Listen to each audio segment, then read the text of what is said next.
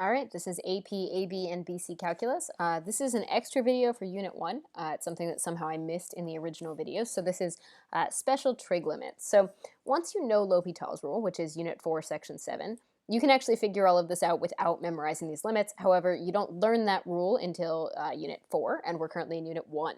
So for right now, it's worth memorizing these two special limits. The limit, as x approaches 0, of sine x all over an x is a 1. Now, what I want you to notice here, right, so if you plug in, right, if you tried to plug in, you would get sine of 0 over 0, which is definitely 0 over 0, which is not okay, right? We know from the previous examples we've done in this unit that that's not an acceptable answer. So you can't logic your way through that. And right now, you don't know enough information to simplify this trig expression. Same thing here. If you plugged in for this one, you'd get 1 minus the cosine of 0 all over a 0, which is definitely 1 minus 1 over 0, or 0 over 0. As we know, that is literally never the answer. So for right now, you're just going to have to trust me and memorize these two limits. Now, once you know L'Hopital's, which is in Unit 4, then you won't have to trust me. You can actually logic through these very quickly. But right now, you just don't know enough to do that, so you're going to have to trust me and memorize these two limits. So let's walk through some examples and practice problems real quick. Example 1, we're going to evaluate the limit without a calculator. I do have my calculator up here in case I need to use it. BC folks, you can definitely just use L'Hopital's. You don't have to do it this other way if you remember it. If you don't remember it, please jump over to the Unit 4 Section 7 video if you need a refresher. So the trick here is that the limit I'm definitely wanting to use is the limit as x approaches 0 of sine of something over that something, right? So the big important thing that we have to get here is that these have to be the same something, right? And here, they're very much not. 3x is not the same as x. So I can't do anything. Well, first thing you should always do is a quick plug-in, right? You should just check real fast that you can't plug in, right? If you plugged in, you'd get sine of 0, which is 0, all over a 0. So that's not going to pan out. So you can't plug in. The issue is that I can't change this 3x. I can't take something out of the sign. So the easiest way to do it is to multiply this entire limit to make this bottom thing also a 3x. So what I'm going to do is I'm going to multiply by 3 over 3. So I'm going to get that this is equal to the limit as x approaches 0 of a 3 sine of 3x over a 3x.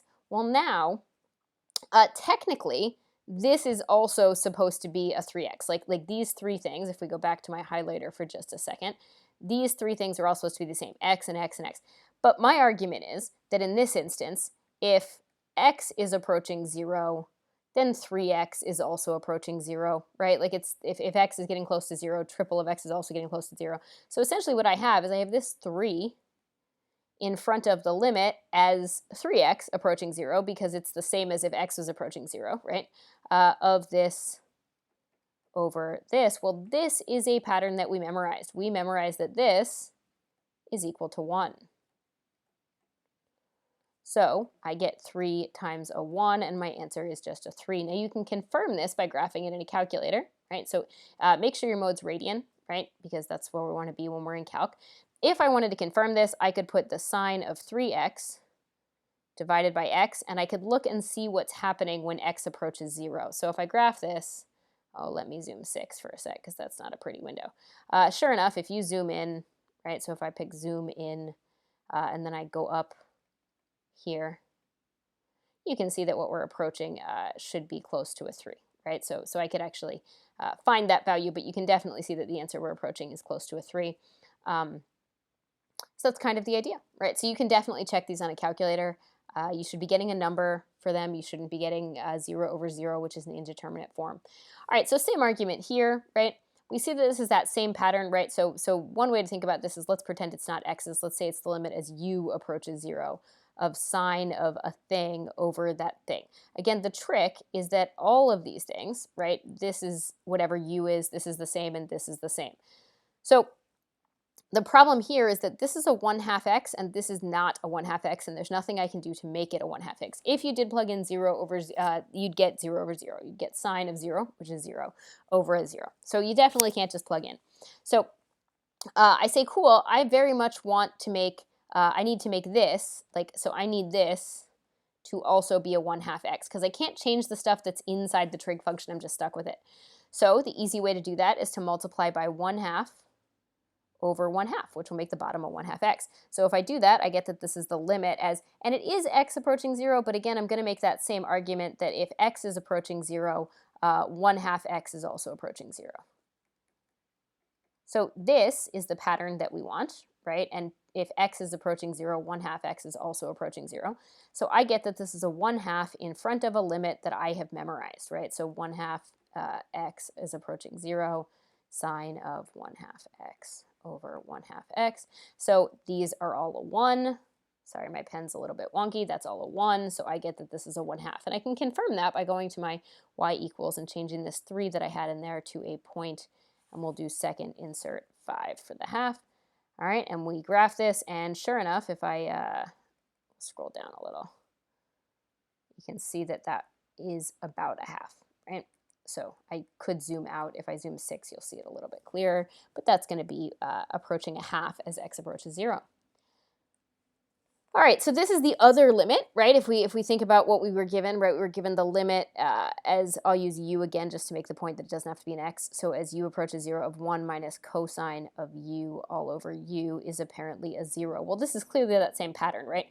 But the difference is that, yet again, whatever this is has to be the same as the thing on the bottom and the same as the thing here. Well, I can't change the 7x. There's nothing I can do about that, right? But what I can do is I can say, hey, what if I multiply this by 7 over 7? Because that'll give me a 7x in the denominator, which is what I want, right? So what I would get is I'd get that this is a 7 times the limit as x approaches 0. We'll talk about how it's the same as the 7x in a second, right? Times a 1 minus cosine of 7x, because I just kept the 7 out in front, right? Over, and then I put this 7 on the inside, 7x. Sure enough, if x is approaching 0, that's the same thing as saying that 7 times that number is also approaching 0. So I could just make this a 7x. And so this is that pattern that we have memorized, and that's apparently equal to a 0. So this is 7 times 0, or just 0. You can see that if we put that in the calculator, right? So I'm going to turn this one off so I can be kind of lazy. And all right, so we have a 1 minus cosine of 7x divided by an x. Oh, my bad, I'm missing a parenthesis. Second insert parenthesis and hit enter. So now when I graph, now it looks a little crazy, but as we zoom in, right, so if I zoom in, we're going to see that it is in fact approaching 0. You can see this guy up here and this guy there, right? And you can see that if you trace, right, I don't actually get a value at 0, but it's approaching 0, right? Essentially what this is that there's a hole at 0. But as you zoom in, if you keep zooming in, you're going to see that these values get closer and closer to 0 on both sides. So it's not a bad idea to use a calculator as a way to check. All right, let's try another one. So same idea, right? We're definitely still looking for that sign pattern, but this one's a little tricky because it's actually slightly easier. I'm stuck with this x, right? But I can modify this, right? So just like we saw in every previous one, I can't change the stuff inside the trig function. So in this instance, if I notice that I could rewrite this as the limit as x approaches 0 of, this is a 1/2 times a sine x over x, right? Like I can factor that 2 out. Well, that means that this is just a half of a limit that I have already memorized. I don't actually have to multiply by anything. This we have memorized as a 1, so this is a 1/2 times a 1, or just a 1/2. Right, and you can see that if you graph it, right? So if I delete this and I insert a 2 in here, notice I want to divide by the entire quantity 2x, so I do need to put it in parentheses, and then let's just turn this second one off. If I graph, sure enough, there's your half, right? And if I trace that, you can see that it's right around 0.5. All right. Okay, so this one's a little bit tricky. Now I have a sine to the fourth. So the big thing to think about here is the fact that this means a sine of 2x times another sine of 2x times another sine of 2x times another sine of 2x. So the big trick here is that what I really want the denominator to be is I want, right? So what I want in this denominator is I really want a 2x, another 2x, another 2x, and another 2x, because that would be my pattern, right? So what I really want seems to be a 16x to the fourth, right? Because 2 times 2 times 2 times 2. Well, I look at this and I'm like, oh, okay, if I multiply by 4 over 4, I get what I want, right? That's what I want, is a 16x to the fourth, but I have a 4x to the fourth. Sorry, I almost wrote 8. So I multiply by 4, and now what I get is a 4 times all of those sines of 2x, right? Sine of 2x, sine of 2x, sine of 2x, all 4 of them. And on the bottom, I could take that 16x to the 4th that I have now and realize that these are all 2x's. Well, all of these, each one of these 4 is all the same limit. They all approach 1. So this is the limit, right? So technically this whole thing had a limit in front. Limit is, well, if x approaches 0, then 2x is also approaching 0, right? If x is getting close to 0, then double that number is also close to 0. So it seems to me that I have 4 of the same limit. I have this thing,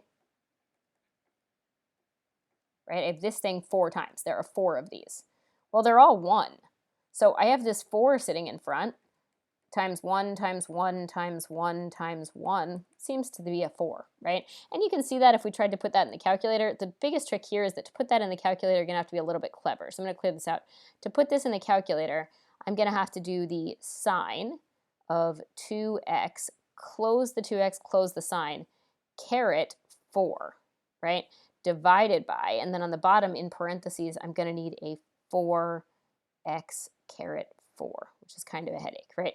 And I go ahead and hit graph. Oh, let me zoom 6 for you. And sure enough, that's peeking out around 4, right? And you could hit trace and you'll see it won't give you a value exactly at 0, but as you get close, you'll see that it's approaching a value of 4. All right. Okay, so this one's a little bit tricky because this is going to be 2 of these limits, okay? So basically what's going to happen here is this is the limit as x approaches 0 of sine of 3x over a 1 divided by a sine of 2x over a 1.